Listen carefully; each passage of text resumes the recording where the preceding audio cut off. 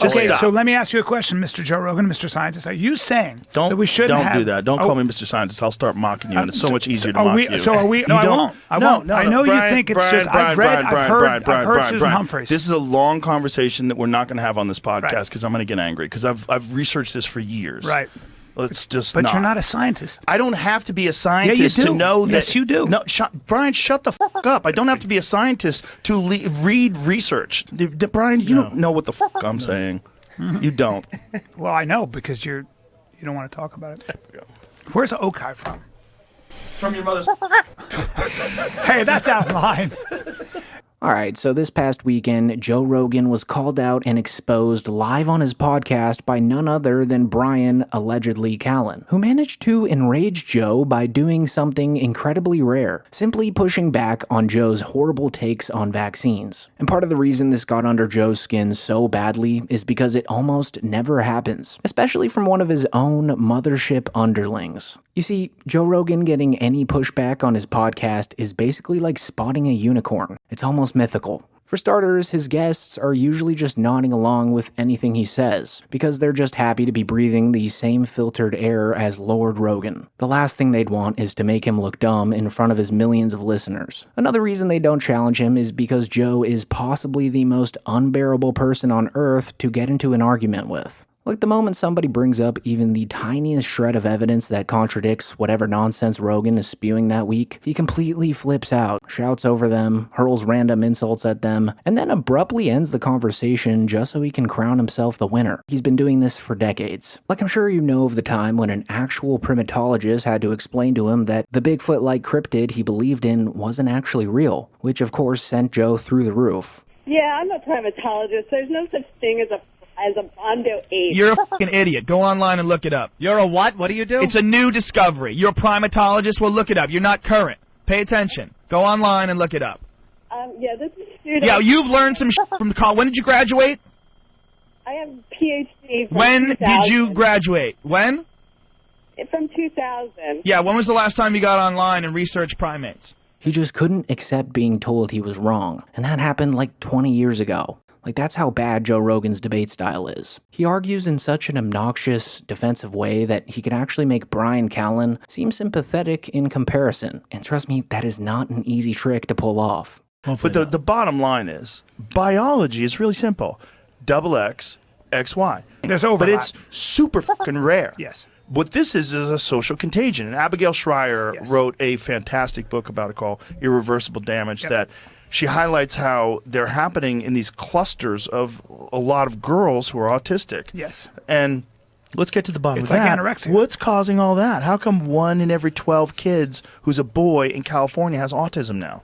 Because that's what's going on. That's what's going on in California, which has one of the strictest fucking vaccine policies. Yeah, and now Florida doesn't demand vaccines for kids. That's dangerous to me. Yeah. I knew you'd jump on that train. Of course it's dangerous, Brian. What are you talking about? Tetanus, all vaccines. tetanus. No, just go down the road wrong? You need to bail on the tetanus thing because Suzanne Humphreys. Educate his ass. Suzanne Humphreys explained tetanus. She's not a vaccinologist. I know that woman. What are you talking about? So you're saying she's a medical doctor that that absolutely understands tetanus. She said tetanus, all you have to do is keep the wound open and clean it. Oh, that's you such don't, bullshit. It's not Oh my bullshit. God, it's what not bullshit. Do you know how many people die of tetanus every year? Very few. What about so let me ask you a question, Mr. Joe Rogan, Mr. Scientist. Are you saying that we shouldn't Don't have... do that. Don't call me Mr. Scientist. I'll start mocking you, and it's so much easier to mock you. So are we... What I'm trying to say to you is that there are certain diseases.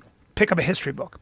Smallpox, diphtheria, mumps. Have you ever looked at tetanus, how... polio, paralytic diseases? Have you ever... Polio, please yes. stop. No, I won't. I won't. I know Brian, you think it's Brian, just... I've heard Susan Humphreys. This is a long conversation that we're not going to have on this podcast because I'm going to get angry because I've researched this for years. Right. Let's just But you're not a scientist. I don't have to be a scientist to know that... Yes, you do. No, Brian, shut the fuck up. I don't have to be a scientist to read research to understand that they were spraying DDT all over the fucking country when everybody was getting polio. Do you know that? Yes, you know I do. the first Yes, instances of polio, they happened in rural communities where they were all farmland and agriculture, and then cows were getting them, and horses were getting them, and dogs were getting them. It's not just... I'm not going to do this with you, but Brian. It's not just about... I brought up vaccines. It's not just about... Hold on. Joe. No, Brian, I don't want to do this with you. But it's not just about... We're in the middle of a fight companion. It's annoying. All right, but it's like... I don't get it. Man, Joe Rogan might genuinely have the most fragile ego in podcasting history. And I honestly think this exchange with Callen actually hurt his feelings, especially when Bryan hit him with that little Mr. Scientist jab during a debate on a topic that Joe probably has lingering PTSD from. Like, he actually got so flustered here that he threatened to unleash his comedic skills on Bryan if he didn't stop embarrassing him in front of the audience, which, by the way, might be the saddest threat in human history. Like, imagine being roasted by Joe Rogan. He looks like he's like inmate 1 in the unexpected COVID-19 release, where they sent a bunch of people back out in the streets. But the funniest part of all this is Rogan claiming he actually did research on vaccines, which is probably the best joke he has ever told. This man couldn't read a scientific graph to save his life. He's even been called out multiple times for misinterpreting data, sometimes by the actual researchers who collected and published the data he butchered on his podcast. Like, his version of research is scrolling through the headlines on Twitter, cherry-picking whatever confirms his bias, and then regurgitating it to his listeners in a tone that makes some of them actually believe that he's smart. He's the definition of a jack of all trades and a master of none. And even saying that feels too generous. So even though Bryan Callen is, the scum of the earth, at least he managed to call Joe out this time. Especially after Joe once again pushed the debunked nonsense that vaccines might somehow be linked to autism. So honestly, it was refreshing to see someone finally push back. And some people online are speculating that Callen did this on purpose, as a calculated move. Because conveniently, this was one of the rare episodes being broadcasted live, which meant that Joe Rogan couldn't have Jamie edit out anything afterwards to erase his humiliation. So people think Bryan saw his shot and took it. Personally, though, I don't buy that theory. Like, Bryan Callen is not that calculated, guys. I think the real reason he spoke up was because he's finally comfortable enough in his spot at the mothership. Like, he's there every single week, hanging in the green room with Rogan, doing sets, and, of course, drinking the Kool-Aid. In other words, he doesn't feel like he has to kiss the ring anymore. So in that moment, he felt bold enough to call Joe out, not because it was some master plan, but because he just didn't care anymore. Compare that to Brendan Schaub, though, and man, Brendan Schaub was fighting for his life during this podcast. Like, this dude couldn't suck up harder if he tried. He straight up just lied through his teeth, claiming his kids aren't vaccinated just to align himself with Rogan and avoid being lumped in with Callen. And being anti-vax. No one's anti-vax, It's not anti-vax. Questioning why there's so many, though. My kids are all vaccinated. And they're vaccinated, but they went on a delayed schedule. They delayed so did schedule. Mine. So did mine. So did You're mine. not? Yeah. You're not. No. Yeah, good for you. I don't think you need to. No, they're healthy as fuck. Yeah. Between the two of them, they have 12 touchdowns this week. 2 home runs. And so this is 1000% not true. Schaub's kids almost certainly needed vaccination records to get into whatever fancy private school he's sending them to. But of course, Schaub will literally say anything if it means getting Rogan's approval. This is why he'll never challenge Joe. He's stuck in the first category of guests I mentioned earlier. The ones who are just grateful enough to be in the room. Like, he's just nodding along and adjusting his story to fit Joe's narrative. I think there are 3 things that have pushed us beyond our biology, and the reason we don't have a lot of children dying. Nutrition, sanitation, and vaccines. And I think anybody who says otherwise is, I think it's crazy. But you can't say all vaccines be. I didn't say all vaccines. But he's not saying all vaccines. I get very worried when people start saying all vaccines. It sounds like he is. Bryan, you don't know what the fuck I'm saying. You don't.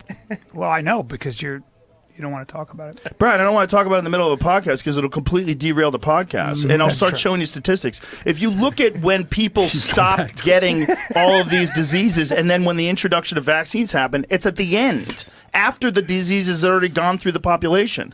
Most of those diseases were eradicated by sanitation and nutrition. Yes, there was a huge problem in this country. People were living in fucking squalor. And so, as soon as he sensed that Rogan was losing ground to Callen, Brendan immediately pulled the plug and shifted the conversation to smelling salts, desperate to steer things away from his hero looking dumb. That's the problem. Who wants to do some smelling salts? Okai's good. This guy's good. Who wants to do some smelling salts? Chuck one over here, Jamie. We got some? Here we go. Where's Okai from? From your mother's pussy. Hey, that's out of line. Hey, that burn is too far. Joe and I always have these arguments, Gordon. Yes. Oh, this one's weak. Is it? Yeah, it's a little old. Oof. It's a little old. Get you going, though. What are there, like... Look, we got 7 of them over here. Besides... God, get you some, Bryan.